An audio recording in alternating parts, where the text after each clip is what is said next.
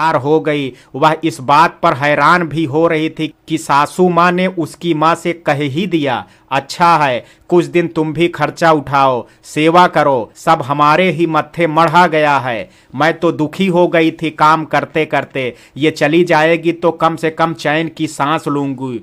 वे दोनों माँ बेटी सासू माँ का चेहरा अवाक देखती रह गई थी।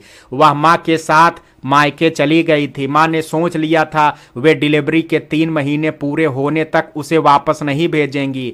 यहाँ आए 10 दिन बीत गए थे कि राज के एक फोन ने जैसे भूचाल ला दिया। ससुर जी की अचानक तबीयत खराब होने पर उन्हें एडमिट कराना पड़ा था। मैं आऊं वापस, आप टिकट करा दीजिए, वह अनकहे मन से बोल पड़ी थी। नहीं तुम अभी मत आओ, आ करके भी क्या करोगी, हम सब हैं यहाँ, फिलहाल पापा ठीक हैं। सुन करके उसने राहत की सांस ली थी कि ससुर जी अब ठीक हैं। अगले दिन राज ने बताया कि आज शाम ही पापा जी को डिस्चार्ज कर दिया जाएगा।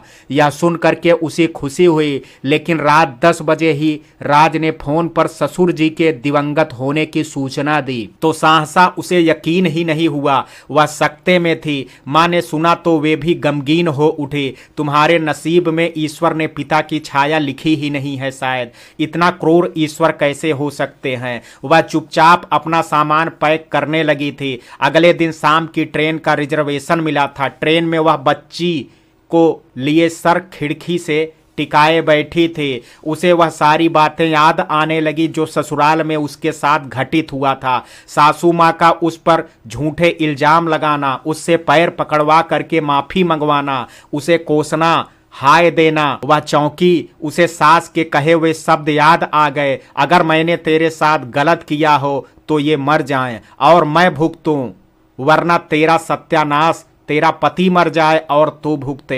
हे ईश्वर, ये क्या किया तुमने, अब मैं सासू माँ का सामना भी कैसे करूंगी। उसका दिल बैठने लगा था। वह समझ रही थी कि अब ससुराल में उसके साथ कैसा बर्ताव होने वाला है। उसका बस चलता तो ट्रेन से कट करके ही जान दे देती या नदी में कूद जाती। ससुराल के दरवाजे पर ऑटो रुका तो वह बच्ची को लेकर के उतरी। एक एक कदम उठाना भारी हो रहा था। उसी हाल में जहां किसी दिन उस पर आरोपों की बौछारें लगी हुई थी, वहीं उसकी सास औरतों से घिरी हुई बैठी थी। उसे आते देख करके औरतों में खुसुर फुसुर चालू हो गई थी। माँ जा करके तो सास को गले लगा करके ढांढस बंधा दिया, पर ना जाने वो उनके पास जाने की हिम्मत ना जुटा पाई। वह वहीं दरवाजे के पास बच्ची को लेकर के फर्श पर ही बैठ गई थी। इसी दरवाजे से उसे लात मार करके निकालने की बात कही गई थी।